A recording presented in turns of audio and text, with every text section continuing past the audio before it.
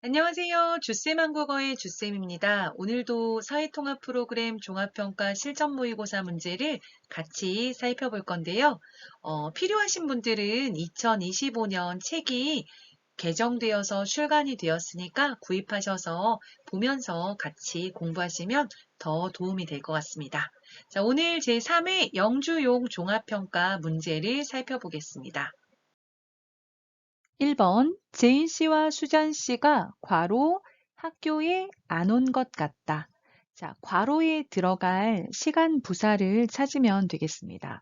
자, 금방, 먼저, 아직, 일찍인데요. 자, 여기서는 보면 학교에 안 온 것 같다라고 말했어요. 그래서 과거부터 지금까지 학교에 안 왔어요. 이걸 얘기하는 거죠. 그래서 답은 3번의 아직이 되겠습니다. 아직은 어떤 일이나 상태가 끝나지 않고 과거에서 계속되는 것을 말할 때 사용하는데요. 여러분이 지금까지라고 생각하시면 좀 이해하기가 쉬우실 것 같습니다. 그래서 아직 뒤에는 보통 아직 안 했다 또는 아직 못했다 이렇게 안이나 못에 부정 표현을 사용하도록 되어 있습니다. 그래서 여기서도 학교에 안 온 것 같다, 안 왔다 라는 표현이 있으므로 아직 학교에 안 온 것 같다 이렇게 정답을 고르시면 되겠습니다. 자, 금방은 조금 전 또는 조금 후의 의미로 많이 사용하고요. 그래서 금방 밥을 먹었는데도 뭐 배가 고프다 이렇게 사용하고요. 먼저는 시간이나 차례가 앞인 걸 말하는 거죠. 그래서 먼저 자기 이름을 말해야 한다. 뭐 전화를 걸 때는 먼저 자기 이름을 말해야 한다. 뭐 이렇게 사용할 수 있겠습니다. 자, 일찍은 늦지 않고 이르게 아침 일찍 뭐 일어난다. 이렇게 말하면 되겠습니다. 그래서 여기서는 학교에 안 온 것 같다. 안 때문에 아직을 고르시면 되겠습니다. 자, 2번 3년 전에 사고로 남편을 잃었다. 자, 사고는 사고인데 어떤 사고로 남편을 잃었어요? 사고를 설명하는 형용사를 고르면 되겠습니다. 자, 답답하다, 어색하다, 시끄럽다, 안타깝다.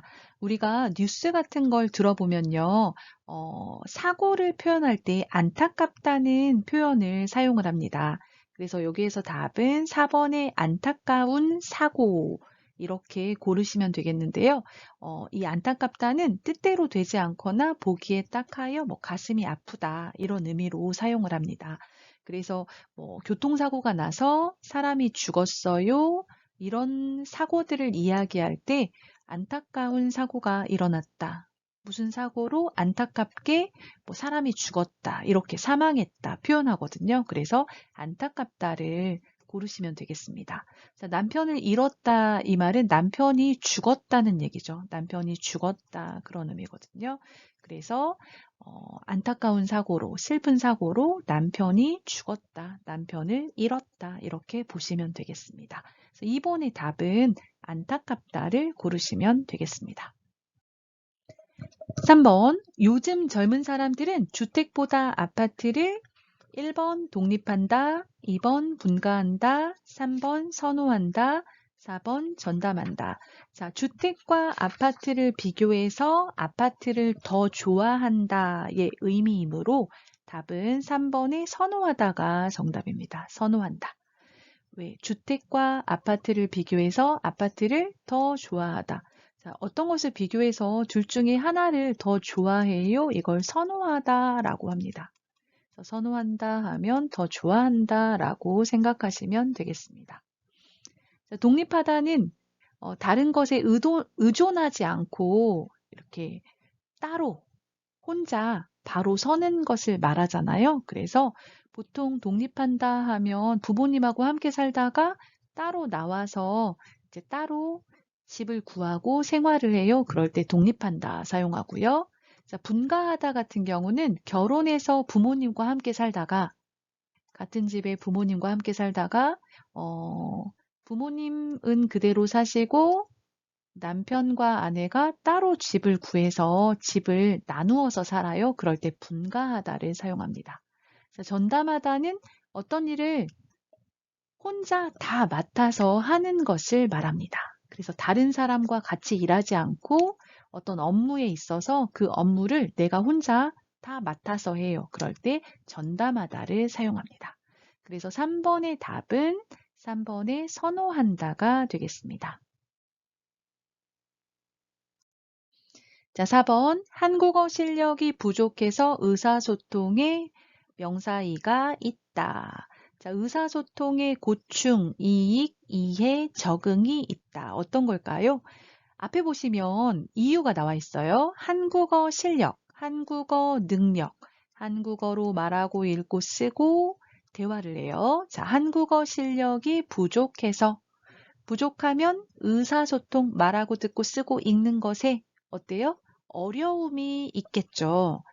의사소통을 잘 못해요. 그런 의미잖아요. 그래서 답은 1번의 고충이 되겠습니다. 고충은 어려움이라고 여러분이 이해하시면 될 것 같아요. 그래서 한국어를 아직 잘 못해서 대화를 하고 하는 데에 어떻다? 어려움이 있다, 고충이 있다. 이렇게 문제를 푸시면 되겠습니다. 자, 5번. 인터넷이 왜 이렇게 느릴까요? 지하에 있다. 와이파이 연결이 잘 안 되는 것 같아요. 자, 인터넷이 느려요. 왜 그럴까요? 자, 이유를 물어봤어요. 이유를 물어봤는데, 자, 지하, 땅 위에 있는 게 아니라 땅 아래쪽에 있다는 거죠. 지하에 있다. 와이파이 연결이 잘 안 되는 것 같아요. 이건 추측을 하는 거죠. 추측. 자, 그래서 지하에 있어요. 그래서 와이파이 연결이 잘 안 되는 것 같아요. 해서 이유의 원인이나 이유의 표현을 찾으면 될 것 같아요. 자, 1번 있어야, 2번 있어도, 3번 있는 데다가 4번 있어서 그런지. 자, 이 네 가지 중에 이유 표현은 4번이 되겠죠. 아서서 그런지인데요. 자, 아서서 그런지는 어떤 것에 대해서 이유를 말하는데 명확하게 말하기 어려운 이유를 추측해서 말할 때 사용을 해요. 뭐 여러 가지 이유 중에서 내가 생각할 때는 이것 때문인 것 같다. 그래서 이유를 추측해서 말할 때 사용하는 문법이거든요. 그래서 인터넷이 느려요. 왜 그럴까? 지하에 있어서 아마 그런 것 같아요. 이런 의미로 있어서 그런지를 고르시면 되겠습니다. 아야, 어야는 필수 조건을 말해요. 필수 조건. 자, 예를 들어서 해외여행을 가고 싶어요. 그러면 여권이 필요해요. 여권이 있어야 해외여행을 갈 수 있다. 필수 조건. 아도 어도는 앞의 상황과 뒤의 상황이 관계가 없다. 그럴 때 사용하죠. 그래서 뭐 비가 와도 소풍을 갈 거예요. 뭐 이런 표현들 사용할 수 있겠습니다. 는데다가는 앞에 어떤 것에다가 뒤에 비슷한 또 다른 동작이나 상태가 더해짐을 나타내니까 한 가지가 아니라 두 가지를 말할 때 사용하죠. 이 집에는 주차장이 있는 데다가 근처에 공원도 있어서 살기가 좋다. 그러면 두 가지가 좋아요. 좋은 것 두 가지. 또는 나쁜 것 두 가지.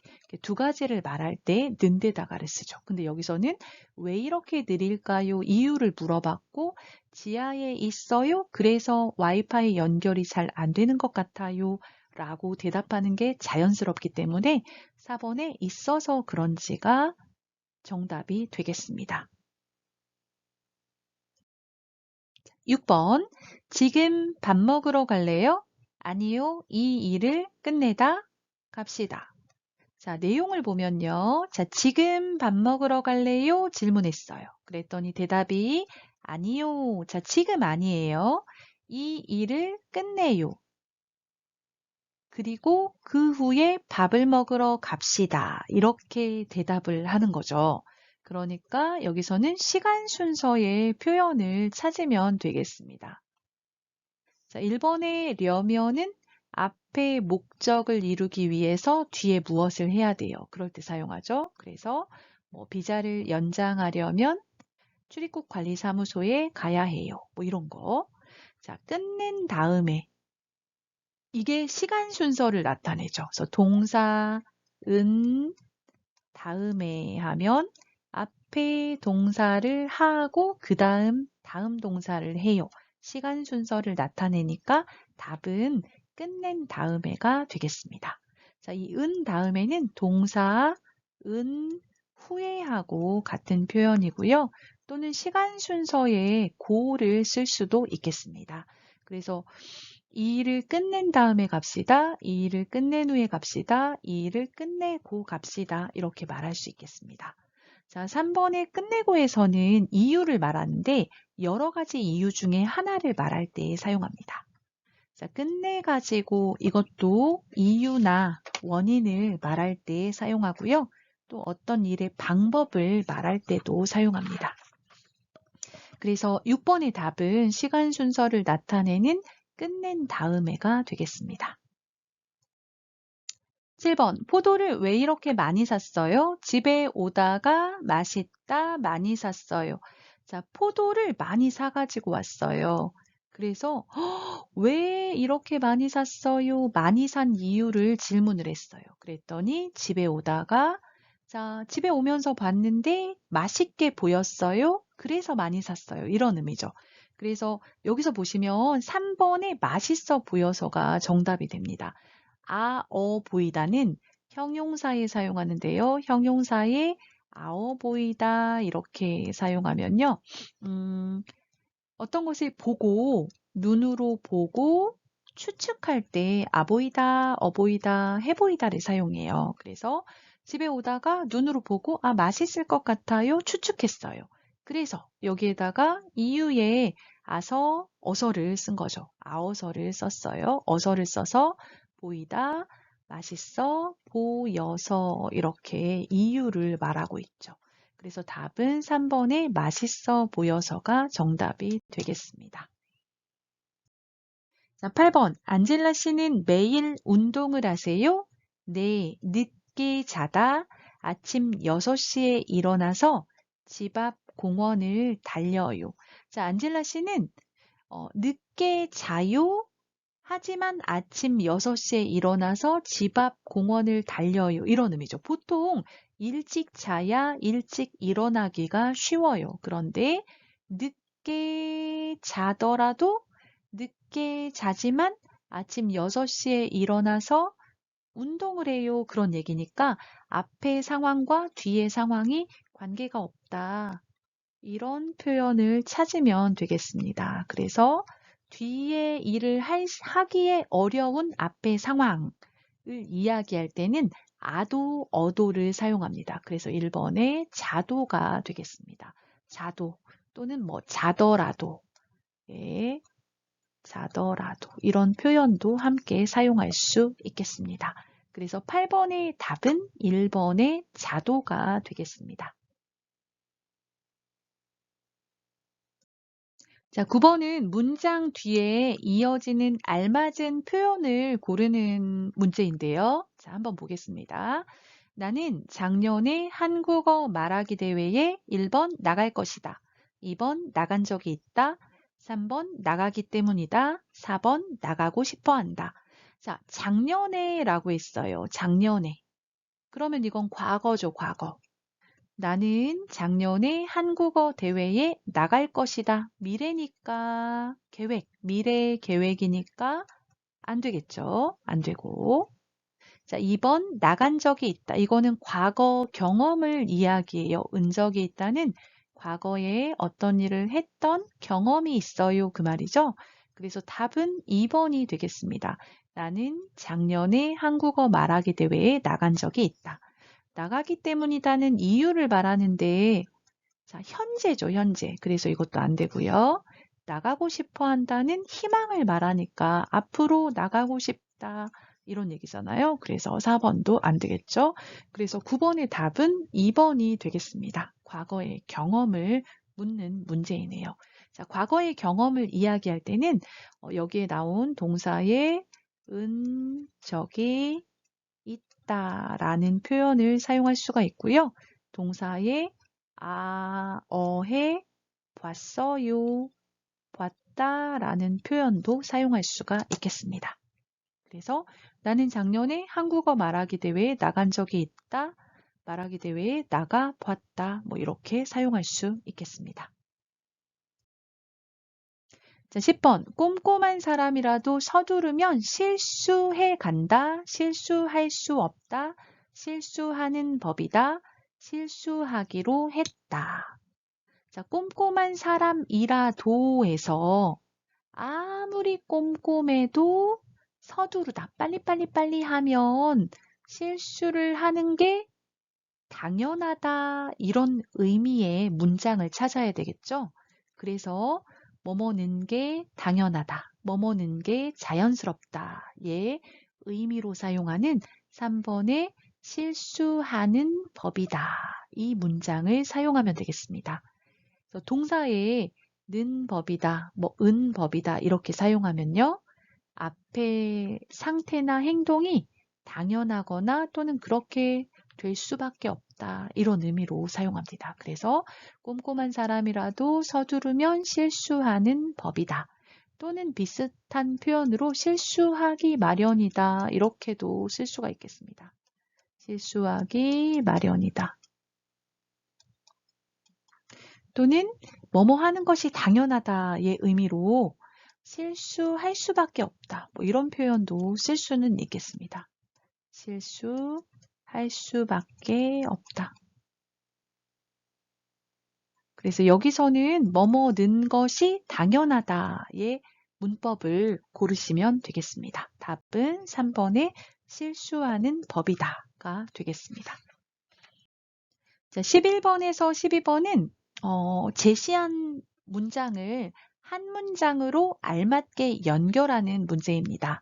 자, 11번. 동생은 매일 열심히 운동하다, 건강이 좋아지다. 자, 두 문장의 의미를 살펴보면요, 동생이 매일 열심히 운동을 했어요, 그래서 건강이 좋아졌어요, 이렇게 문장을 연결하면 될 거예요. 그쵸? 그래서 여기서는 원인이나 이유 표현을 찾으시면 되는데요. 자, 1, 2, 3, 4번 중에 원인, 이유 표현은 2번에 더니가 있고요. 3번에 느라고가 있습니다. 그럼 정답은 몇 번일까요? 정답은 2번이 되겠습니다. 자, 동생은 매일 열심히 운동하더니 그래서 건강이 좋아졌다. 이게 정답이고요. 그러면 선생님 3번 느라고도 이유 표현인데 왜 안 되죠? 질문을 하신다면, 자, 동생은 매일 열심히 운동을 하느라고 건강이 좋아졌다. 느라고는 원인, 이유를 나타내는데요, 뒤에 부정적인 결과를 보통 사용합니다. 근데 여기서는 건강이 좋아졌다 했으니까 부정적인 결과가 아니죠. 그래서 쓸 수가 없어요. 뭐 예를 들어서 친구를 만나느라고 숙제를 못했어요, 이렇게 많이 사용을 하거든요. 그래서 앞에 어떤 일을 했어요, 그 시간에 해야 되는 다른 일을 하지 못했어요, 그래서 어떤 일을 하지 못했어요 또는 부정적인 결과가 생겼어요, 그것에 대한 이유를 설명할 때 느라고를 사용합니다. 그리고 여러분 여기서 보시면 이제 더니가 원인, 이유인데요, 주어가 내가가 되면 안 돼요. 더니는 이유를 말할 때. 그래서 동생은 매일 열심히 운동하더니 건강이 좋아졌다, 여기서는 2번이 정답이고요.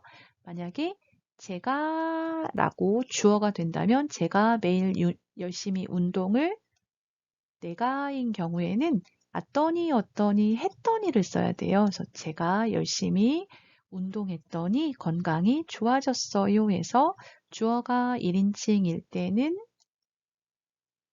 더니를 쓰면 안 되고 어떠니 했더니를 써야 된다. 이것도 같이 알아두시면 좋겠습니다. 자, 12번. 이번에는 세 문장이 제시가 되었네요. 아들이 게임을 계속하다, 중독되다, 못하게 하다. 자, 아들이 게임을 계속해요, 그러면 중독이 돼요. 그쵸? 그러니까 못하게 하세요, 뭐 이렇게 말해야 되겠어요. 그쵸? 그래서 정답은 몇 번이 될까요? 4번이 되겠네요. 4번.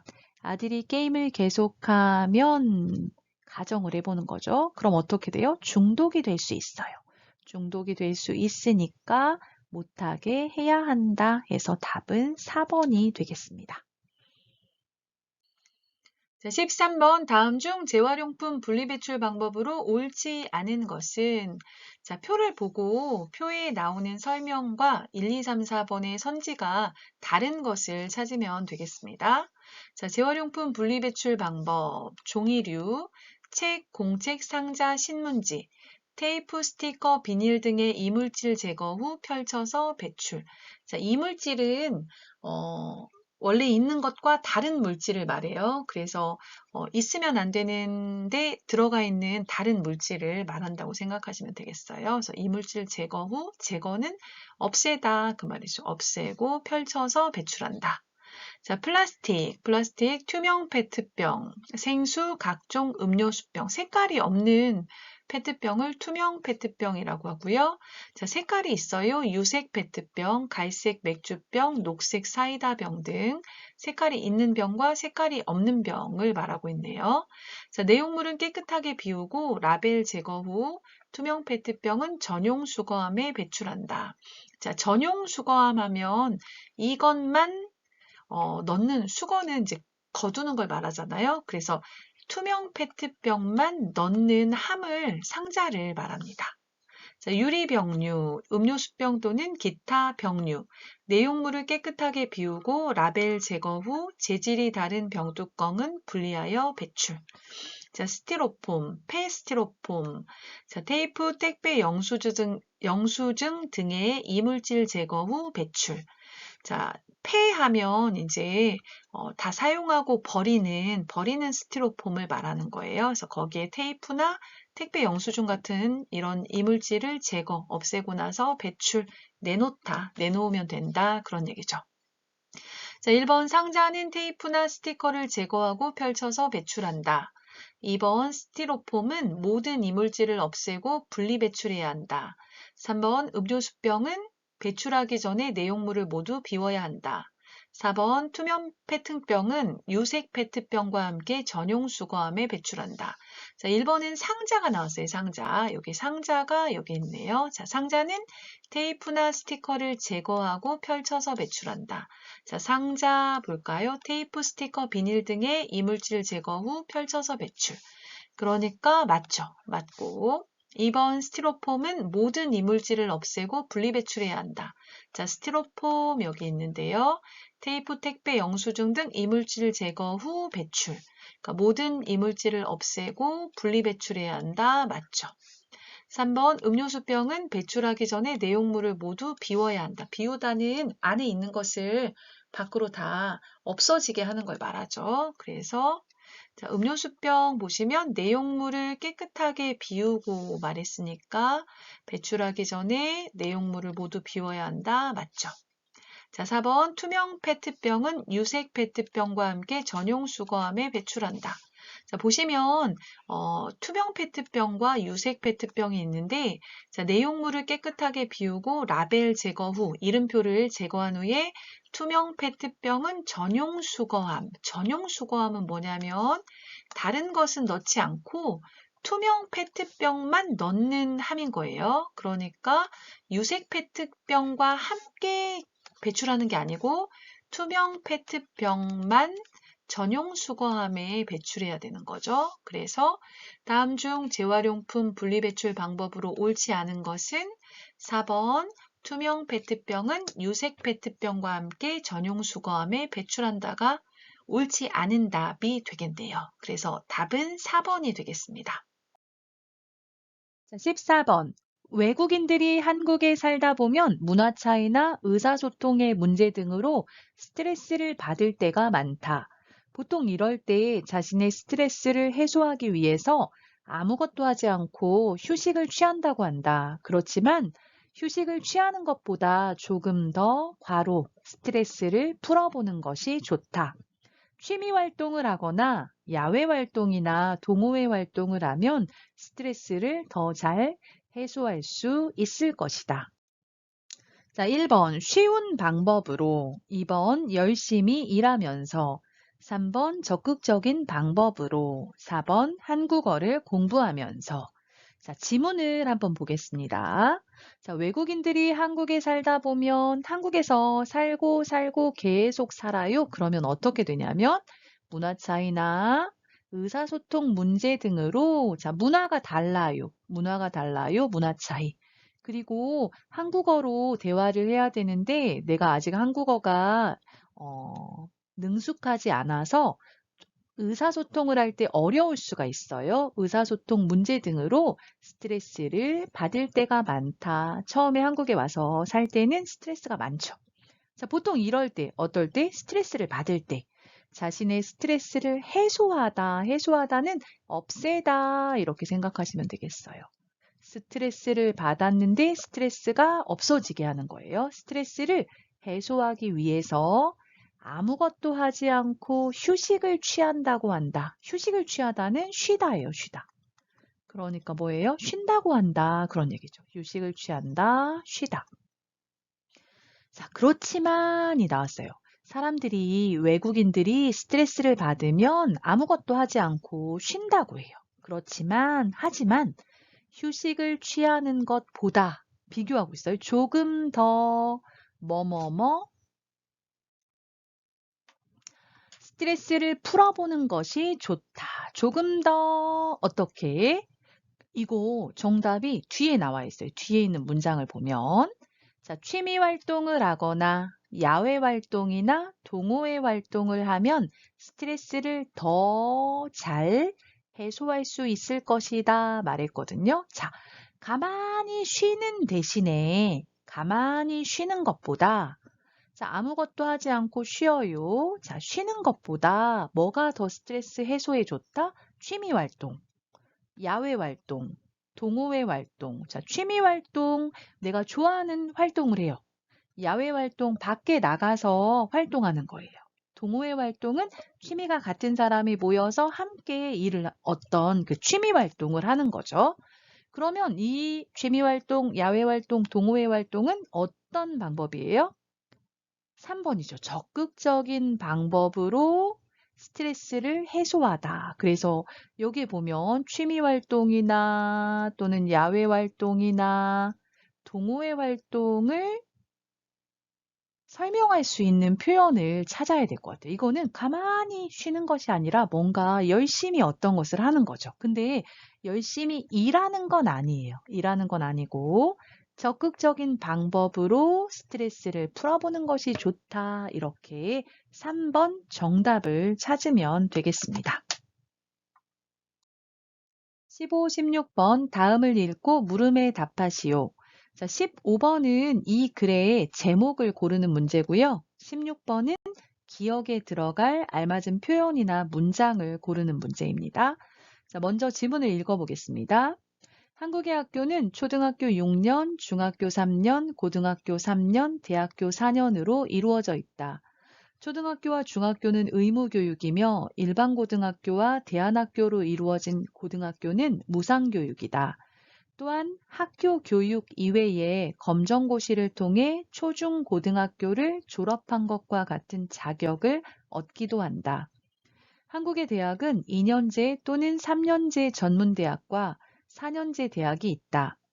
대학의 입시 유형에는 수시 모집과 정시 모집이 있으며 특별한 전형도 있어서 기억 등 특별한 조건을 가진 학생도 대학에 지원할 수 있다.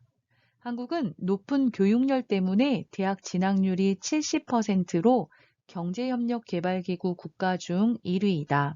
이러한 높은 교육열 때문에 부작용도 있지만 높은 교육열 덕분에 다양한 분야에서 빠른 국가 발전을 이룰 수 있었다. 자, 15번 윗글의 제목으로 가장 알맞은 것을 고르시오. 1번 대학 입시 방법, 2번 한국의 교육제도, 3번 검정고시 신청 자격, 4번 교육열의 장점과 단점. 이 글 전체에 대한 제목을 골라야 되겠죠. 그러니까 이 글의 주제가 무엇인지 골라야 되는 문제예요.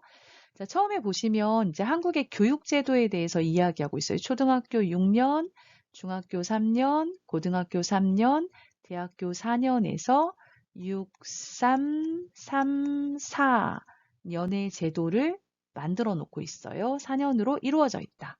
자, 초등학교와 중학교는 의무교육이다. 이렇게 말했는데요. 의무가 뭐냐면요. 마땅히 해야 할 일, 당연히 해야 할 일을 의무라고 해요. 그래서 엄마, 아빠는 자녀가 초등학교, 중학교 나이이면 초등학교에 꼭 보내야 할 의무가 있어요. 중학교에도 보내야 할 의무가 있어요. 이거는 이제 국가에서 부모에게 자녀를 교육시켜야 합니다 하고 의무로 지정을 해놓았어요. 그래서 의무교육이 있고요. 초등학교 6년, 중학교 3년에서 9년 동안 의무교육을 꼭 하도록 하고 있습니다.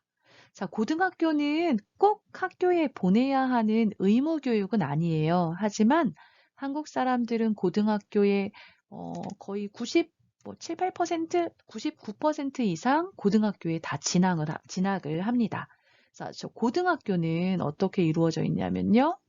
일반 고등학교의 어떤 문제점을 해결하기 위해서 만든 학교, 대안학교로 이루어져 있다. 근데 이 고등학교는 무상교육이다 말했거든요. 무상하면 수업료를 내지 않아요. 무료로 학교를 다닐 수 있어요. 국가에서 지원해줘서 무료로 교육을 받아요. 무상교육이다 말하고 있네요. 이제 고등학교까지 무상교육이 이루어지고 있습니다. 자, 또한 한국 학교 교육 이외에 학교 교육 제외하고 다른 뭐가 있냐면 검정고시라는 게 있어요. 검정고시를 통해서 초등학교, 중학교, 고등학교를 졸업한 것과 같은 자격을 얻기도 한다. 자, 초등학교에 다니지 않아요. 중학교에 다니지 않아요. 고등학교에 다니지 않아요. 그런 학생들이 혼자 공부를 해서 검정고시를 봐서 합격을 하면 초등학교 졸업 자격, 중학교 졸업 자격, 고등학교 졸업 자격을 허락해 줍니다. 이런 시험을 검정고시라고 합니다. 자, 한국의 대학은 이제 대학에 대해서 얘기하고 있어요. 초등학교, 중학교, 고등학교, 대학에 대해서 얘기하는데요. 대학은 전문대학이 있고, 그리고 4년제 대학이 있어요. 자, 전문대학 하면 2년 동안 다니는 학교, 3년 동안 다니는 학교가 있습니다. 어떤 학과냐에 따라서 2년짜리 전문대학도 있고요. 3년 동안 공부하는 코스도 있습니다. 자, 대학의 입시 유형은 대학에 갈 때 입학 시험을 말하는 거예요. 입학 시험. 입학 시험을 보는 입학 시험의 어떤 종류라고 생각하면 될 것 같아요. 입시 유형은 수시 모집과 정시 모집이 있다. 두 가지가 있습니다. 입학 시험으로 할 수 있는 게 수시가 있고 정시가 있어요. 두 가지가 있는데 여기는 설명이 안 나오는데 수시 같은 경우는 고등학교 생활기록부, 고등학교 성적을 가지고 대학에 입학하는 거고요. 정시 모집 같은 경우는 여러분 수학능력 시험 있죠. 그 수능 성적을 가지고 대학교에 입학하는 것입니다. 그래서 두 가지가 있고요. 자, 특별한 전형도 있다. 특별 전형이 있다고 말하고 있어요. 특별 전형. 특별 전형은 특별한 사람만 지원할 수 있는 거예요. 그래서 특별한 조건을 가진 학생도 대학에 지원할 수 있다. 자, 특별 전형, 특별한 조건을 가진 학생, 이거에 대한 예가 나오면 될 것 같아요. 이건 16번에서 보겠습니다. 자, 한국은 높은 교육열 때문에 대학 진학률이 70%, 고등학교를 졸업하는 학생 10명 중에 7명이 대학교에 진학을 합니다. 그래서 경제협력개발기구 OECD 국가 중에 진학률이 1위로 높다고 해요. 자, 이러한 높은 교육열 때문에 부작용, 나쁜 어떤 결과도 있어요. 하지만 높은 교육열 덕분에 고마운 이유죠. 다양한 분야에서 빠른 국가 발전을 이룰 수 있었다. 인재를 길러내서 여러 가지 분야에서 발전이 이루어졌습니다. 그래서 이 전체 글을 보면 한국의 초등학교, 중학교, 고등학교, 대학교까지의 어떤 교육에 대해서 이야기하고 있어요. 그래서 15번의 윗글의 제목으로 알맞은 것은 2번의 한국의 교육 제도가 되겠습니다. 자, 16번. 윗글의 기역에 들어갈 내용으로 알맞은 것을 고르십시오. 1번, 일반 고등학교 학생. 2번, 교육열이 높은 부모의 자녀. 3번, 외국인이나 다문화 가정 자녀. 4번, 수시나 정시 모집에 합격한 학생. 자, 여기는 특별한 전형이 있다. 특별한 전형도 있어서 이것 등, 이건 예를 든 거죠. 뭐의 예? 특별한 조건을 가진 학생들의 예를 들고 있어요. 자, 특별한 조건을 가진 학생을 고르면 되겠습니다. 몇 번일까요? 3번이죠. 외국인이나 다문화 가정 자녀 등 특별한 조건을 가진 학생도 특별 전형으로 대학에 지원할 수 있다. 이렇게 말하고 있네요. 그래서 16번의 답은 3번이 되겠습니다. 자, 17번. 한국의 직장 문화에 대한 설명으로 옳은 것을 보기에서 모두 고른 것은 보기, 기억, 보통 9시부터 6시까지 9시간 정도 일한다. 니은, 대부분의 직장에서는 주 5일제를 적용하고 있다. 디귿, 회식은 회사 직원들끼리 회사 근처에서 일하는 모임이다. 리을, 저녁을 먹고 밤늦게까지 일을 하는 것을 시간외 근무라고 한다. 자, 한국의 직장 문화에 대한 설명으로 옳은 것이니까 맞는 것을 찾으면 되겠습니다. 자, 기억 보통 9시부터 6시까지, 여기까지 맞죠? 근데 9시간 정도 일한다 아니고, 자, 9시부터 6시까지 8시간 정도 일합니다. 중간에 1시간 정도 점심시간이 있어요. 그쵸? 그래서 기억은 틀렸습니다. 자, 니은 대부분의 직장에서는 주 5일제를 적용하고 있다. 대부분이라고 말했으니까 맞습니다. 보통 한국의 회사는 직장은 월요일부터 금요일까지 5일 동안 근무해요. 그걸 주 5일 근무제 또는 주 5일제라고 하죠. 그래서 맞고요.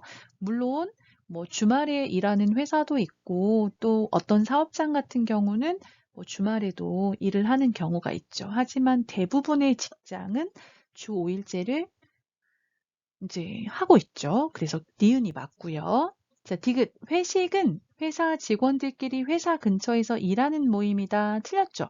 회식하면 회사 직원들끼리 같이 식사도 하고 술도 마시고 친목을 도모하는 이런 모임을 말하죠. 그래서 디귿 틀렸고 자, 리을 저녁을 먹고 밤늦게까지 일을 하는 것을 시간 외 근무라고 한다. 맞죠? 그리고 또 이 시간 외 근무를 밤에 일하는 경우에는 야근이라고도 말합니다. 그래서 답은 니은, 리을이 되겠습니다. 3번이 되겠네요. 3번. 17번의 답은 3번이 되겠습니다.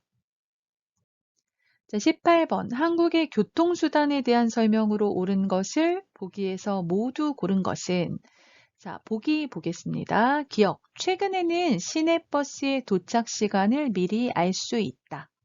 니은. 고속철도는 한국에서 가장 빠른 기차로 다른 기차보다 비싸다. 디귿. 지하철은 전국 어디에서나 이용할 수 있고 환승도 할 수 있다. 리을. 도로의 차로 중 자가용만 이용할 수 있는 전용 차로를 운영한다. 자, 답은 기역과 니은이 되겠습니다. 그쵸? 그럼 답은 1번이 되겠는데요. 한번 살펴볼까요? 자, 최근에는 시내버스의 도착 시간을 미리 알 수 있다. 그렇죠. 여러분, 그 시내버스 도착을 알려주는 그 버스 정류장에 전광판이 설치가 되어 있어요. 그래서 몇 분 후에 시내버스가 도착하는지 또 그 시내버스가 사람이 많은지 적은지 혼잡 정도 이런 것들을 알 수가 있죠. 그래서 기억은 맞고요. 고속철도 하면 KTX, 뭐 SRT 이런 걸 말하는 거잖아요. 그래서 KTX는 한국에서 가장 빠른 기차로 다른 기차보다 비싸다. 맞죠? 자, 지하철은 전국 어디에서나 이용할 수 있다. 이거 틀렸습니다. 지하철은 큰 도시에만 있어요. 그래서 서울을 포함한 수도권, 부산, 대구, 광주, 대전 이렇게 5곳에서만 이용할 수 있습니다. 그래서 틀렸고요. 리을도 틀렸죠. 자가용만 이용할 수 있는 전용차로가 있는 게 아니라 버스만 이용할 수 있는 버스 전용 차로제를 운영하고 있죠. 그래서 답은 1번 기역 니은이 되겠습니다. 19번 한국의 초중등 의무교육에 대한 설명으로 옳지 않은 것은 자, 한국의 초등교육은 초등학교를 말하고요.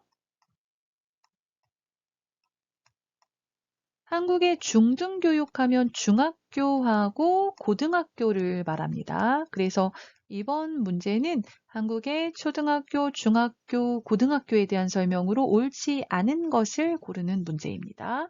자, 한번 볼까요? 1번 의무교육기간은 9년으로 초등학교와 중학교에서 이루어진다. 2번 행정복지센터에 신청하면 자녀의 초등학교 입학을 미룰 수 있다. 3번 각 학년은 1학기와 2학기가 있으며 매년 9월에 1학기가 시작된다. 4번 가정통신문과 알림장을 통해 학부모에게 각종 교육 정보를 안내한다. 자, 옳지 않은 것은 몇 번인가요? 옳지 않은 것은 3번이죠. 3번. 어디가 틀렸어요? 매년 9월에 1학기가 시작된다. 여기가 틀렸죠. 9월이 아니고 몇 월에 시작돼요? 3월에 시작되죠. 자, 1번 의무교육 기간은 9년 맞아요. 초등학교 6년, 중학교 3년. 그래서 9년이 의무교육 기간 맞습니다. 자, 2번 행정복지센터에 신청하면 자녀의 초등학교 입학을 미룰 수 있다 맞습니다. 그래서 1년 일찍 보내거나 1년 늦게 보내거나 두 가지가 다 가능합니다. 4번 가정통신문과 알림장을 통해 학부모에게 각종 교육 정보를 안내한다. 이것도 많습니다. 가정통신문은 학교에서 가정으로 보내주는 편지이고요. 알림장은 담임선생님이 그날 우리 반의 숙제라던가 뭐 준비물 이런 것들을 아이들에게 쓰도록 해서 집으로 보내주는 노트를 말합니다. 그래서 19번에 옳지 않은 답은 3번이 되겠습니다. 20번 한국에서의 대학 입학 방법으로 옳은 것은 1번 수시 모집은 수능 성적을 중심으로 학생을 뽑는 방법이다. 2번 정시 모집은 학교 생활 기록부를 중심으로 학생을 뽑는 방법이다. 3번 대학교마다 모집 요강이 있지만 학생 선발 방법이 모두 동일하다. 4번 수능 시험은 매년 11월에 실시되며 대학 진학을 위한 중요한 시험이다. 자, 대학 입학 방법으로 맞는 것, 옳은 것을 찾는 문제입니다. 자, 1번 수시 모집은 수능 성적을 중심으로 그렇지 않죠. 정시 모집이 수능 성적을 중심으로 학생을 뽑는 방법이고 수시 모집은 고등학교 성적, 학교 생활 기록부를 중심으로 학생을 뽑는 방법이죠.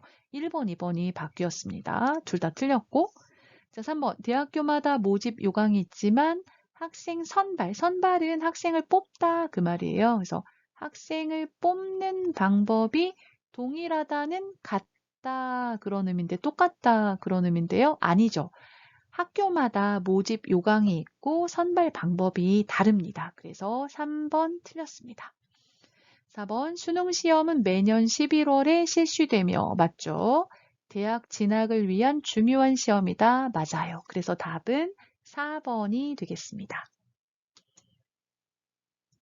21번 보기의 내용에 공통적으로 해당하는 설명은 보기 우리라는 표현을 자주 사용한다. 상부상조의 풍습으로 대표적인 것은 두레와 품앗이이다. 1997년 외환위기 때 금모으기 운동으로 위기를 극복하는 데 도움을 주었다. 1번 높임말을 사용하며 예절을 잘 지킨다. 2번 자신과 비슷한 점을 찾아 가까워진다. 3번 일상생활에 유교 문화가 이어져 오고 있다. 4번 한국 사람들은 공동체를 중요하게 생각한다. 21번은 한국의 전통 가치에 대한 문제인데요. 자, 보기에서 나타난 것이 공통적으로 해당하는 것을 찾아야 되거든요. 그래서 보기 보시면 첫 번째는 우리라는 표현을 사용한다. 우리는 나와 너를 합쳐서 우리라고 하잖아요. 공동체를 중요하게 생각하는 거죠. 자, 상부상조는 내가 도와주고 또 도움을 받고 서로 돕는 것을 말해요. 그래서 상부상조의 풍습으로 대표적인 것이 두레, 같이 일을 하는 거고요. 품앗이도 내가 가서 일해주고 그 사람이 우리 집에 와서 농사일을 도와주고 하는 거예요. 이것도 혼자 하는 게 아니라 함께 일하는 걸 말하고요. 자, 1997년에 한국이 경제적으로 어려웠었어요. 그때 한국 사람들이 금모으기 운동을 해서 나라의 위기를 극복하려고 노력을 했었거든요. 그래서 이런 것들을 보면 한국인들이 공동체를 중요하게 생각하는구나, 이런 것들을 엿볼 수가 있어요. 그래서 답은 한국 사람들은 공동체를 중요하게 생각한다. 4번이 되겠습니다. 그런데 한국인의 전통 가치 하면요. 뭐가 있냐면요. 첫 번째는 효가 있고요. 두 번째는 예절, 세 번째는 여기서 나오는 이제 공동체를 중요하게 생각해요. 그리고 네 번째는 연고라는 것을 중요하게 생각하는 모습을 볼 수가 있는데요. 높임말을 사용하며 예절을 잘 지킨다. 이것은 예절을 중요하게 생각하는 모습이고요. 자신과 비슷한 점을 찾아서 가까워진다. 이거는 연고에서 볼 수가 있습니다. 그래서 뭐 학교가 같아요. 학연, 또는 같은 고향 출신이에요. 지연, 또는 같은 가족이에요. 혈연, 이런 연고를 중요하게 생각하는 모습이 있죠. 그리고 일상생활에서 유교 문화가 이어져 오고 있다. 유교 문화에서는 보면 부모를 잘 섬기고 기쁘게 하는 효를 중요하게 생각하거든요. 그래서 유교 문화에서 어떤 효도에 대한 것, 또 유교 문화에서 예절을 잘 지키는 이런 것들도 이제 영향을 많이 받았어요. 그래서 이런 네 가지 전통 가치가 있는데 우리를 중요하게 생각하고 두레와 품앗이, 상부상조, 금모으기 운동 이런 것들은 공동체를 중요하게 생각하는 한국 사람들의 전통 가치를 이제 생각해 볼 수 있는 부분입니다. 22번 한국의 장례식에 대한 설명으로 옳은 것을 보기에서 모두 고른 것은 보기, 기억. 요즘에는 주로 병원의 장례식장에서 장례식을 치른다. 니은 고인의 사진에는 한 번, 유족에게는 2번 절을 한다. 디귿 문상객은 대부분 검정색 옷을 입고 축의금을 준비한다. 리을 고인을 묘지에 매장하거나 화장한 후 봉안당이나 추모공원에 모신다. 자, 한국의 장례식에 대한 설명으로 옳은 것을 보기에서 모두 고르세요 했어요. 자, 기억 요즘에는 주로 병원의 장례식장에서 장례를 치른다. 맞죠? 니은 고인의 사진에 한 번 아니죠. 고인은 돌아가신 분이에요. 죽은 사람. 돌아가신 분께는 2번. 유족은 남은 가족을 말하죠. 유족에게는 2번 아니고 한 번에 절을 한다. 니은은 틀렸네요. 자, 디귿 문상객은 대부분 검정색 옷을 입고 맞죠. 조문을 갈 때는 검정색 계열의 옷을 입어야 되고요. 축의금을 준비한다. 아니죠. 축의금은 축하의 뜻으로 내는 돈이라서 결혼식이나 돌잔치에 갈 때 내는 돈을 축의금이라고 하고요. 장례식에 갈 때는 슬퍼요. 슬프니까 위로하기 위해서 조의금을 내야 되죠. 축의금 아니고 조의금이 되겠습니다. 자, 리을 고인 돌아가신 분을 묘지에 매장하거나 땅에 묻어요.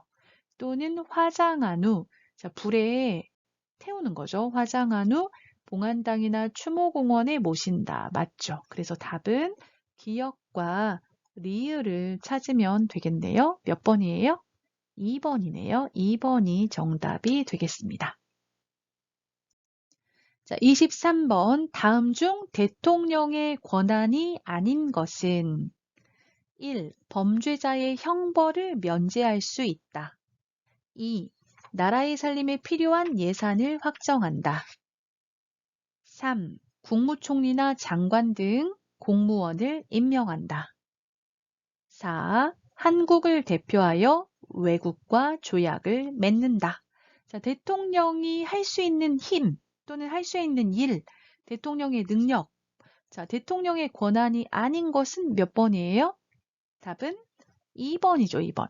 자, 나라의 살림에 대한 필요한 예산을 확정하는 곳은 대통령이 아니고 어디에서 하냐면요. 국회에서 하죠. 국회에서 예산을 심의하고 그 예산을 확정하는 일을 하고 있습니다. 그래서 예산을 확정하는 일은 국회, 입법부에서 하는 일이고요.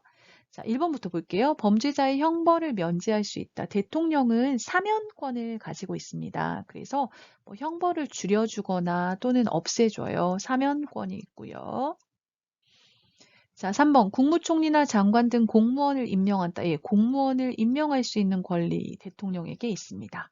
그리고 대통령은 한국을 대표해서 외국과 조약을 맺을 수 있죠. 그래서 권한이 아닌 것은 2번 나라 살림에 필요한 예산을 확정한다가 되겠습니다. 24번. 한국의 행정부에 대한 설명으로 옳은 것을 보기에서 모두 고른 것은 보기 기억. 국민에게 필요한 법을 해석하고 직접 집행한다. 니은 행정부의 최고 책임자는 대통령이며 5년 단임제이다. 디귿 국민의 뜻을 반영하여 국민 생활에 필요한 법을 만든다. 리을 법무부, 교육부 등의 기관은 장관을 중심으로 국민을 위한 정책을 집행한다. 한국의 행정부 하면 정부를 말합니다. 대통령이 대표로 있고 또 나라 살림을 하는 곳이죠. 자, 그럼 기억부터 한번 살펴볼까요? 국민에게 필요한 법을 해석하고 집행한다. 자, 법을 해석하고 적용하는 곳이 어디예요? 네, 사법부, 법원이죠. 사법부, 법원이고요. 사법부에서 하죠. 자, 그래서 기억은 아니고 행정부의 최고 책임자는 대통령이며 5년 단임제이다. 한국에서는 대통령을 5년 동안 할 수 있는데요. 아무리 잘해도 한 번만 할 수 있어요. 맞죠? 5년 단임제이다. 국민의 뜻을 반영하여 국민 생활에 필요한 법을 만든다. 법을 만드는 곳은 입법부, 국회죠. 그래서 디귿 아니네요. 자, 법무부, 교육부 등의 기관은 장관을 중심으로 국민을 위한 정책을 집행한다. 자, 정책을 집행해요. 행정부죠. 여러분이 보시면 행정부에는 대통령이 최고 책임자로 있고요. 그리고 대통령 밑에 국무총리가 있습니다. 국무총리가 있고 국무총리 밑에 각 부가 있는데요. 그 부를 법무부, 교육부 이런 부를 대표하는 사람을 장관이라고 하죠. 그래서 니은과 리을이 행정부에 대한 설명으로 옳은 것입니다. 그래서 답은 4번이 되겠습니다.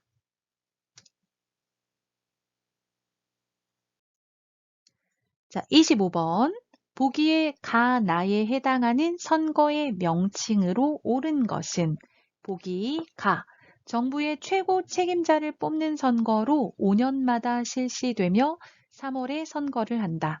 나. 각 지역의 대표자를 뽑는 선거로 4년마다 실시되며 6월에 선거한다. 자, 가. 정부의 최고 책임자, 대통령을 뽑는 거죠. 5년마다 실시하고 3월에 선거합니다. 대통령 선거. 그래서 답은 1번, 3번 가 맞네요. 나 볼까요?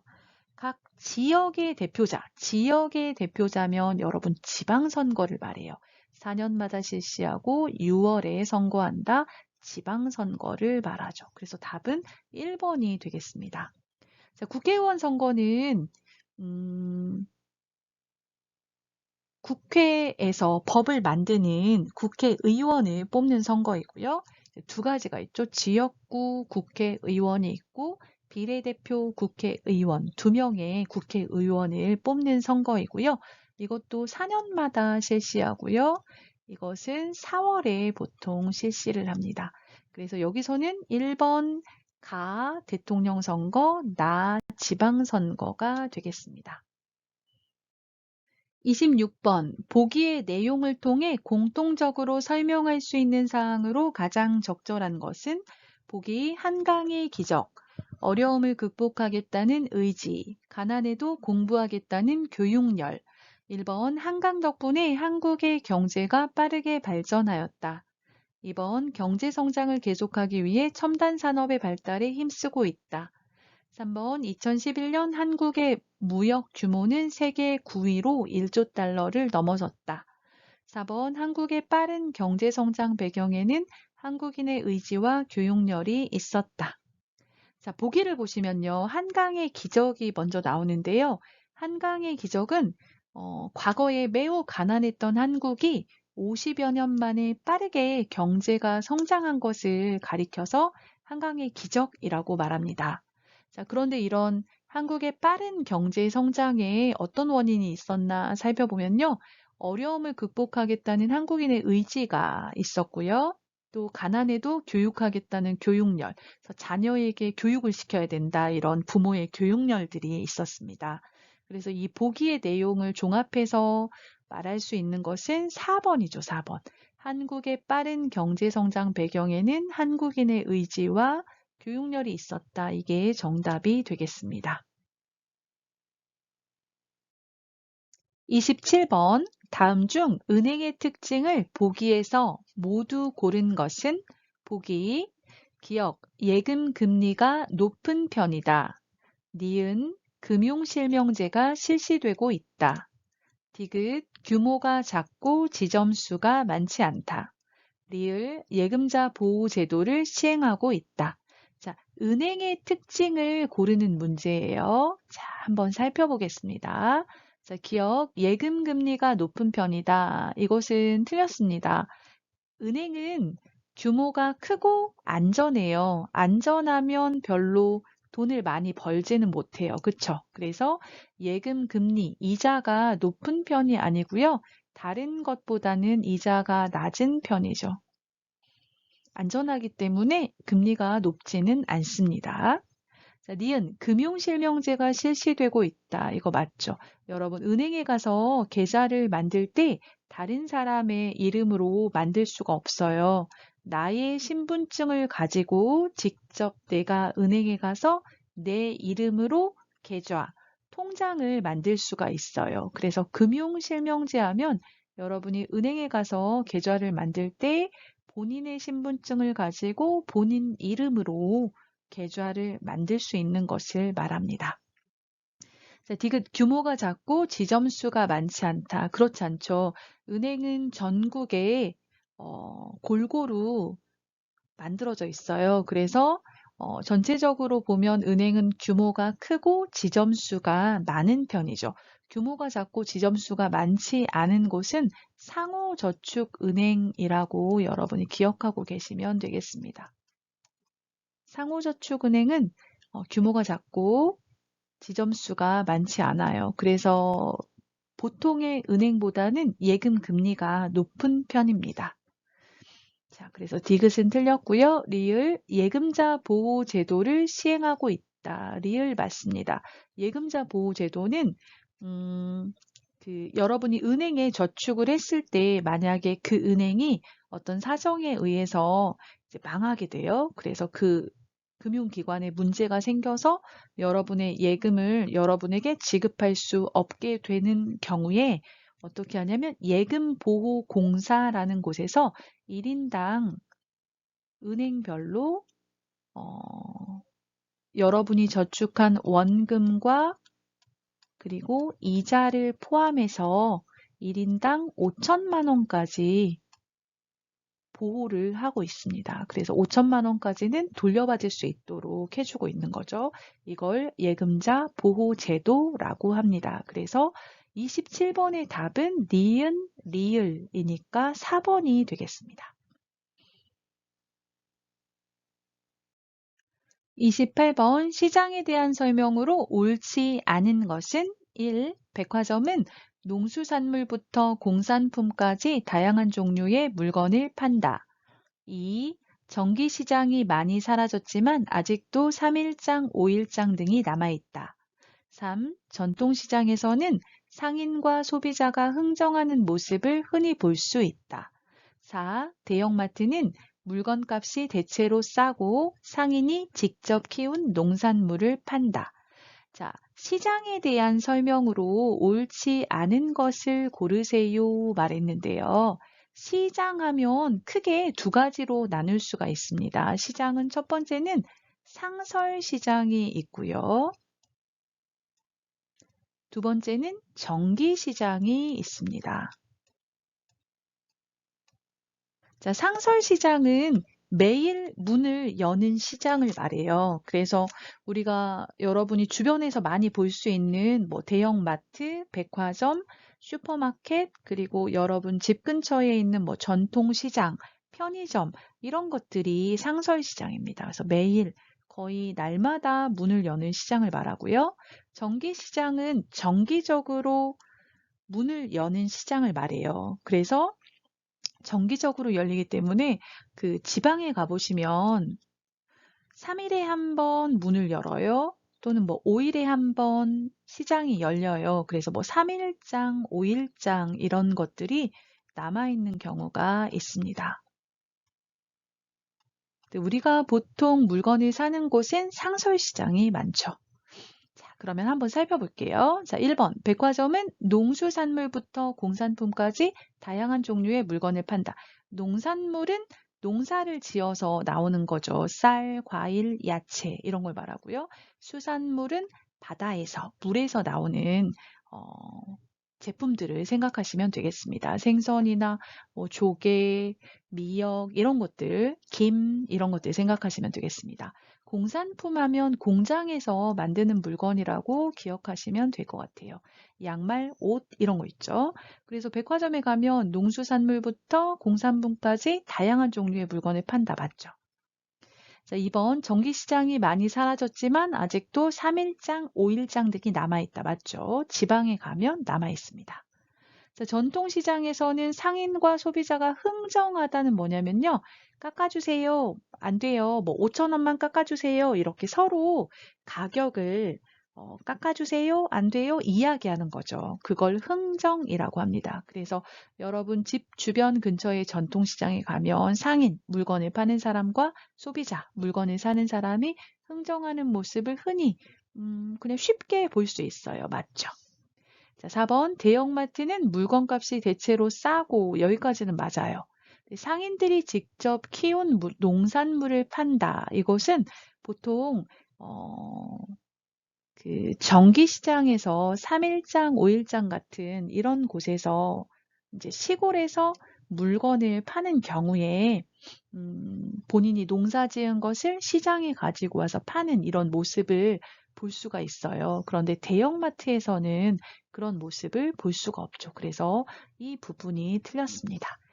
28번에 옳지 않은 답은 4번이 되겠습니다.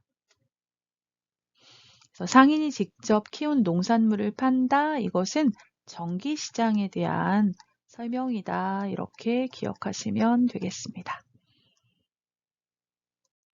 자, 29번 보기의 내용과 가장 관계 깊은 것은 보기 2007년에 제정된 법이다.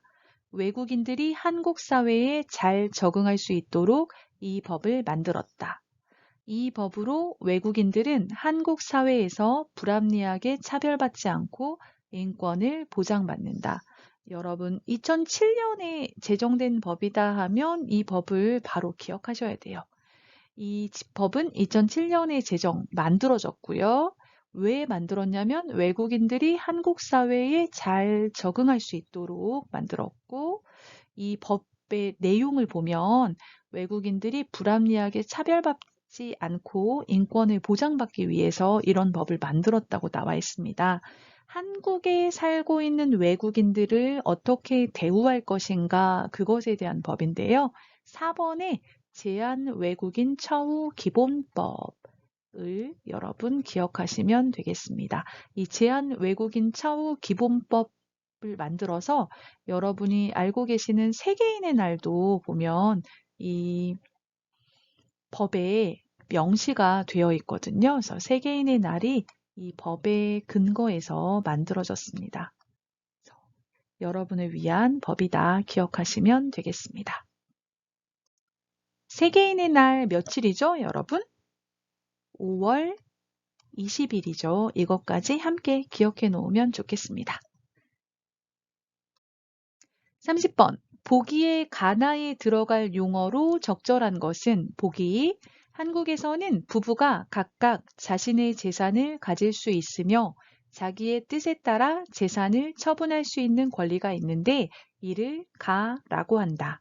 하지만 부부 중 어느 한쪽의 이름으로 되어 있는 재산이라도 부부가 결혼한 후에 함께 노력하여 모은 재산은 나로 본다.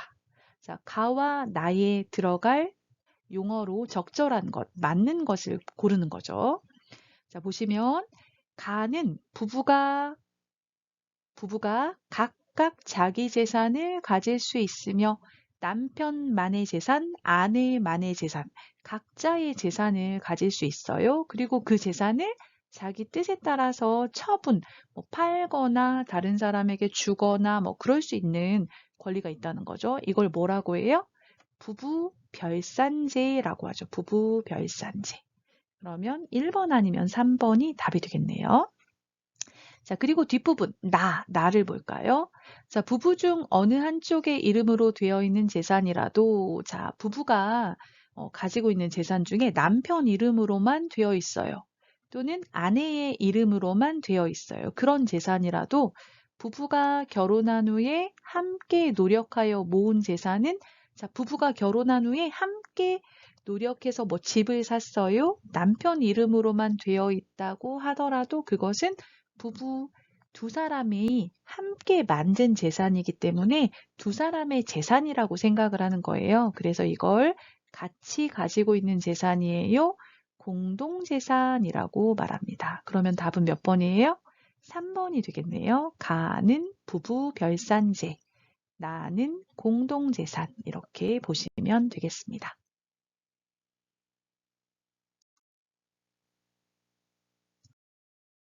31번 보기의 내용에서 공통적으로 해당되는 귀화는 보기 한국과 일정한 관계가 있는 외국인이 신청할 수 있다. 한국에서 3년 이상 계속 생활했으며 부모 중 한쪽이 한국 국민이었던 경우 신청할 수 있다. 자, 귀화하면 세 가지 종류가 있습니다. 첫 번째는 한국과 아무런 관계가 없어요. 그런 외국인들이 신청하는 일반 귀화가 있고요. 일반 귀화는 한국과 관계가 없는 외국인이 신청하는 거예요. 그리고 두 번째는 간이 귀화가 있습니다. 간이 귀화는 한국과 관계가 있는 외국인들이 국적을 취득하는 방법이에요. 그래서 여러분 한국 사람과 결혼해서 국적을 취득해요. 혼인 귀화도 간이 귀화에 포함이 됩니다. 특별 귀화는 특별한 공로가 있거나 부모 중 한쪽이 한국 국민이거나 이런 경우에 국적을 쉽게 취득할 수 있는 방법인데요. 특별 귀화하면 한국에 어떤 특별한 공로가 있다 이렇게 기억하시면 되겠고, 일반 귀화는 한국과 아무런 관계가 없는 사람이 신청하는 귀화고, 간이 귀화는 한국과 관계가 있는 사람이 신청하는 귀화다. 이렇게 생각하시면 좋을 것 같습니다. 자, 보기를 보시면 한국과 일정한 관계가 있는 외국인이 신청할 수 있다. 그리고 한국에서 3년 이상 계속 생활했으며 부모 중 한쪽이 한국 국민이었던 경우 신청할 수 있다. 자, 일정한 관계가 있다 이렇게 말했으니까 뭘까요? 간이 귀화가 되겠습니다. 혼인 귀화는 한국 사람과 결혼해서 이제 한국 국민이 되기 원하는 거죠. 네, 간이 귀화에 포함이 되긴 합니다. 32번 보기는 한국 역사의 흐름을 나타낸 것이다. 이를 적절한 순서로 배열한 것은 보기 고조선 건국, 가 고려시대, 나 삼국시대, 다 일제강점기, 라 조선시대, 마 남북국시대, 대한민국 정부 수립. 자, 첫 번째 고조선이란 나라가 있었어요. 그쵸? 단군 왕검이 만들었던 나라죠. 그리고 이 나라가 망한 다음에 어떤 나라가 생겼어요? 나라가 3개 생겼죠. 나의 삼국시대가 첫 번째로 온다 보시면 되겠습니다. 그래서 2번이나 3번이 답이 되겠네요. 자, 삼국시대 하면 나라가 3개 있었어요. 백제, 그리고 고구려, 신라 이렇게 3나라가 있었는데요. 백제가 4세기에 많이 발전했고 고구려가 5세기에 크게 발전했고 신라가 마지막에 발전해서 신라가 통일을 하죠. 신라가 삼국 통일을 하고요. 삼국 통일을 하고 20여 년 후에 북쪽에 발해라는 나라가 생기게 됩니다. 그래서 이 시기를 통일 신라와 발해가 함께 있어서 남쪽에 나라 하나, 북쪽에 나라 하나 이렇게 남쪽, 북쪽으로 나라가 있다 해서 남북국 시대라고 하죠. 그래서 두 번째는 남북국 시대가 되겠습니다. 근데 둘 다 마를 써놓았어요. 자, 그 다음 이제 신라하고 발해가 있다가 신라가 망하고 이 나라를 어떻게 다른 나라가 여기에 만들어지게 되는데요. 그 나라가 고려죠, 고려. 그래서 가의 고려가 세 번째가 되겠습니다.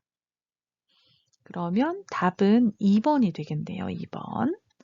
자, 고려가 망하고 어떤 나라가 세워졌죠? 라의 조선이라는 나라가 세워졌습니다. 조선이라는 나라가 세워지고요. 그리고 조선이 이름을 중간에 마지막에 바꿔요. 뭔가 새로운 변화를 주기 위해서 대한제국이라고 이름을 바꾸죠. 대한제국이라고 이름을 바꾸고 뭔가 변화를 시도해 보았지만 일본의 방해로 잘 이루어지지 않아요. 그러면서 일본의 강제 합병이 되면서 일본의 지배를 받는 시기가 오게 되는데요. 이걸 일제강점기라고 합니다. 그래서 다의 일제강점기가 마지막으로 오게 되고 1945년 8월 15일에 이제 해방이 되고 그 이후에 대한민국 정부가 수립이 되게 되죠. 그래서 순서를 보시면 고조선 건국, 삼국시대, 남북국시대, 고려시대, 조선시대, 일제강점기, 대한민국 정부 수립 이렇게 여러분이 기억을 하시면 되겠습니다. 답은 2번이 되겠습니다. 33번 고대 국가 중 일본의 문화를 전파하여 일본과 가장 많이 교류한 나라는 1번 신라, 2번 백제, 3번 고구려, 4번 고조선. 자, 일본의 문화를 전파해서 일본과 가장 많이 교류한 나라는 어느 나라일까요? 여러분 백제를 생각하시면 되겠습니다. 백제에서 일본, 그러니까 그 당시에는 외나라였죠. 외나라. 외라는 나라였는데요. 자, 외나라에 여러 가지 문화적으로 영향을 주게 되는데요. 일본의 역사서를 보면 백제의 아직기와 왕인이라는 사람이 일본의 태자, 왕의 아들 태자의 스승이 되어서 유교 경전을 가르쳐 주었다는 기록이 나옵니다. 그래서 일본의 문화를 전파하고 일본과 가장 많이 교류한 고대 국가 하면 백제 이렇게 기억하시면 되겠습니다. 아직기 왕인이란 사람도 같이 기억하시면 더 좋겠고요. 34번 보기에 가, 나에 해당하는 인물로 옳은 것은 보기 가, 이화학당 학생이었던 이 사람은 1919년 3.1운동이 일어나자 친구들과 함께 독립운동에 참여했고 고향인 천안에 내려가서 만세운동을 벌였다. 나, 홍길동전을 지은 사람의 누나로 어렸을 때부터 글재주가 뛰어나고 시를 잘 지었다. 이 사람의 시가 중국과 일본에서 높은 평가를 받았고 큰 인기를 얻기도 했다. 자, 가는 보면 이화학당의 학생이었고요. 1919년 3.1운동이 일어나자 친구들하고 함께 독립운동을 했고 고향이 천안이에요. 천안에 가서 만세운동을 벌였던 사람 누구예요? 유관순이죠. 유관순. 그리고 나는 홍길동전을 지은 사람의 누나. 홍길동전을 지은 사람은 허균이라는 사람입니다. 이 사람의 누나로 어렸을 때부터 글재주가 뛰어났고 시를 잘 지었어요. 이 시가 나중에 중국과 일본에서 인기를 얻었다고 합니다. 이 사람은 허난설원이죠. 허난설원. 그래서 답은 3번이 되겠습니다. 김만덕은 제주도의 상인이었는데요. 제주도가 조선시대 제주도에 살았던 상인이었어요. 그런데 제주도에 큰 흉년이 들어서 사람들이 굶어 죽게 되자 자신의 돈으로 쌀을 사서 제주도 사람들에게 무료로 나누어 주었던 사람이라고 해요. 그래서 김만덕 하면 제주도의 상인이고 흉년이 들었을 때 많은 사람들을 구했다. 이렇게 기억하시면 되겠습니다. 그래서 34번의 답은 가의 유관순, 나의 허난설원이 되겠습니다. 35번 한국의 기후와 계절에 대한 설명 중 옳은 것은 1. 봄에는 지구 온난화의 영향으로 춥고 건조하며 찬바람이 부는 날이 많다. 2. 여름에는 무덥고 습하며 집중호우, 태풍이 올 수 있으므로 대비해야 한다. 3. 가을에는 밤에도 무더위가 남아있고 건조한 편이며 단풍과 낙엽을 볼 수 있다. 4. 겨울에는 눈이 많이 내리고 황사와 미세먼지가 자주 있어서 마스크를 꼭 써야 한다. 자, 한국의 기후와 계절, 날씨와 계절에 대한 설명으로 옳은 것을 고르는 문제인데요. 자, 1번 보면 봄에는 지구 온난화의 영향으로 춥고 건조하며 찬바람이 부는 날이 많다. 자, 춥고 건조하며 찬바람이 부는 날이 많은 건 겨울이죠. 봄이 아니고 그리고 지구 온난화의 영향도 아니고요. 자, 2번. 여름에는 무덥고 습하며 집중호우, 태풍이 올 수 있으므로 대비해야 한다. 2번이 맞죠. 무덥다는 아주 덥다. 그런 얘기고요. 습하다는 비가 자주 오기 때문에 여러분 끈적끈적해요. 공기 중에 물기가 수분이 많아요. 그걸 습하다 말하고요. 집중호우는 짧은 시간에 갑자기 많이 쏟아지는 비를 집중호우라고 하고요. 태풍은 저쪽 아래 바다에서 만들어져서 여름에 오는 큰 비바람을 말하죠. 바람도 많이 불고 비도 많이 오죠. 태풍이 올 수 있으므로 대비, 준비해야 한다. 2번이 맞는 답입니다. 자, 3번. 가을에는 밤에도 무더위가 남아있고 밤에는 시원해요. 그런데 언제 덥냐면 낮에 좀 더위가 남아있어요. 낮에 무더위가 남아있지만 밤에는 시원하죠. 그리고 가을은 건조하고 단풍과 낙엽을 볼 수 있다. 뒤에는 맞습니다. 이 부분이 틀렸고요. 4번. 겨울에는 눈이 많이 내리고 여기는 맞죠. 근데 황사와 미세먼지가 자주 있어서 마스크를 써야 한다. 이것은 봄에 대한 설명이죠. 그래서 35번의 기후와 계절에 대한 설명으로 옳은 것은 2번이 되겠습니다. 36번. 보기에 해당하는 지역에 대한 설명으로 옳은 것은 보기 2019년 기준 인구는 약 1000만 명 정도이다. 여러 가지 도시 문제들이 나타나고 있다.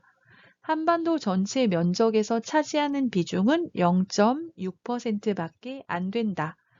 1번. 수도권과 영남, 호남 지역을 이어주는 교통의 중심지이다. 2번. 정부 주요 기관들이 옮겨오면서 행정의 새로운 중심지가 되고 있다. 3번. 대형 백화점과 복합 쇼핑몰이 모여있는 한국 최대의 상업 중심지이다. 4번. 한국 최대의 국제공항을 중심으로 세계 많은 나라 간의 교류를 이어주고 있다. 자, 보기에서 말하는 지역이 어디인지를 먼저 살펴봐야 되겠죠?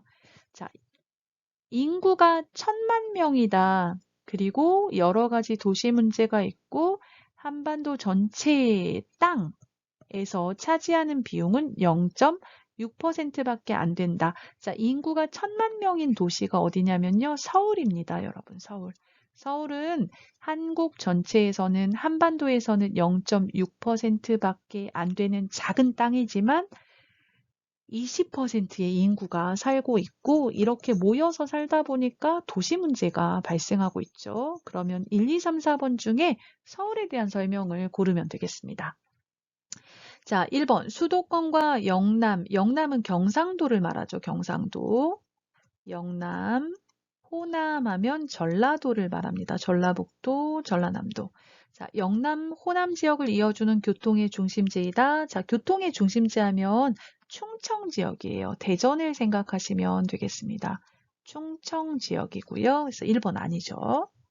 자, 2번 정부 주요 기관들이 옮겨오면서 행정의 새로운 중심지가 되고 있다. 이건 충청 지역에 있는 세종시죠. 세종특별자치시인데 이것도 서울이 아니죠. 자, 대형 백화점과 복합 쇼핑몰이 모여있는 한국 최대의 상업 중심지이다. 맞죠? 서울에는 큰 백화점과 그다음 큰 시장들도 있어요. 그쵸? 복합 쇼핑몰뿐만 아니라 큰 시장까지 모여 있어서 한국 최대의 상업 중심지가 맞죠. 자, 4번은 한국 최대의 국제공항, 인천국제공항이잖아요. 그래서 이것은 인천에 대한 설명이죠. 그래서 4번도 답이 아니고 36번의 답은 3번이 되겠습니다. 오늘은 제3회 영주용 종합평가 문제를 같이 살펴보았습니다. 여러분, 종합평가 준비에 도움이 되었다면 좋아요와 구독 눌러주시고요. 다음에는 귀화용 종합평가 준비해서 찾아뵙도록 하겠습니다. 감사합니다.